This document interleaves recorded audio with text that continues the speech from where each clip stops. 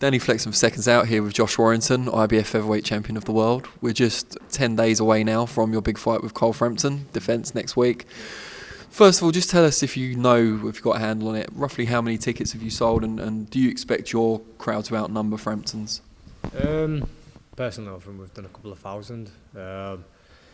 Altogether, I don't know how many has been done, and obviously a lot of fans just go directly to box office, but I'm hearing that the numbers are fairly equal, so his fans don't have to travel the number, they make noise, and so do mine. So it's going to be like however numbers times 100 in terms of noise levels. Atmosphere is going to be fantastic. With two kind of really passionate sets of fans travelling over on neutral ground, there's obviously been a few concerns in the build-up. Is that one of the reasons why you and Frampton haven't been particularly vicious towards each other in the trash talk and that kind of thing, so the fans also stay calm and just enjoy the fight? Concerns in what respect? Well, potentially, crowds clashing and stuff like that, just like at football matches when you have big travelling support. To be honest, I haven't really seen that. I haven't seen that. It's first I've heard from yourself. Listen, if it were me fighting a Manchester fighter, then I could completely understand where you're coming from. I'd be saying, listen, get Riot Squad in there. But the Belfast lot, they like to make noise and they like an atmosphere, and I think the Leeds lot will go off that. I don't think there'll be bad animosity. And reason why me and Carl had so much need. I mean, some fellas over there thought we had done, but it's just respect, innit? We've going in there to fight. Both working class lads want to prove who's best, and that's it. Some stuff has been twisted in media. Some stuff he has said has been a bit angry, but you're gonna get like that nearer to fight. It's just as it is. I've not no personal animosity with Carl. Just needs to calm himself down, and we're gonna fight 12 rounds. We're different with Lee Selby and his fans, because I didn't fucking like Lee, and I still don't, and it gone personal, and that's it really. I've always got respect for anybody I step in the ring with, because at the end of the day, life's lost. You go out there, your health changes, and I respect anybody who gets into the ring. And after, just like anyone, I hope that after can have a pint after I've chinned him. We'll look forward to that. You talked about the lack of animosity in the build-up. Is that just due to mutual respect, or is it because he hasn't said anything, so you haven't had to react? What's the thing there? Yeah, for me, like I just said, I don't think it needs it. Well, it's certainly not from me.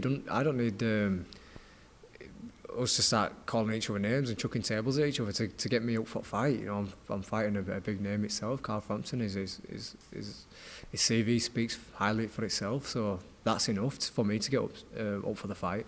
Like I say, I have seen in a few interviews, I don't know if he's trying to sell it or what. Or he's trying to downplay a couple of my achievements and whatnot. If he's trying to get under the skin, it certainly ain't working. Because, like I say, I just laugh it off. We've got 12 rounds to fight. I've said many times, I've gone as far as to say I was a fan of watching Carl in the past. It's just now, I'm going to fight him, and it's a brilliant name to have on TV. So.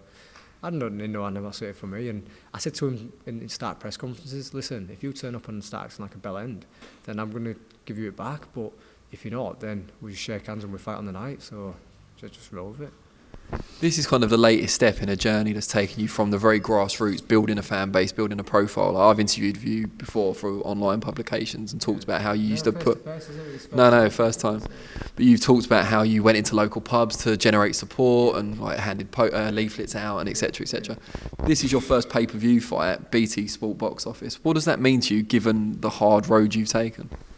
A little bit of me thinks it's just part and parcel, but then I was actually thinking about it over there when I was sat at my tea, I'm thinking, that's a pay-per-view fight, it's not bad going. We've come a long way really, from the smaller leisure centre shows to the arenas, stadiums, and now like a pay-per-view show. I mean, I remember signing over with my manager Steve Wood many years ago, and he says to me, you're not good at anything else because it's a shit time to turn pro. And for me, money, status, it was never a thing. I'd never put the gloves on to become a multi-millionaire or to be known all over the world. My thing was win British title, and if I can have an house and a car and drive, I'd be an happy man. Obviously being able to supersede that and go on and go on and go on. Now we're into living the dream kind of territory, fighting at Ellen Road, winning world titles, potentially able to go on and unify and fighting all over, into the States, it's stuff I could only dream of. But I'm making it happen through hard work, dedication, sacrifice, and just wanting it every step. I get doubted a lot. I've been doubted since I won English title. I won't go any further than that. But send me a name.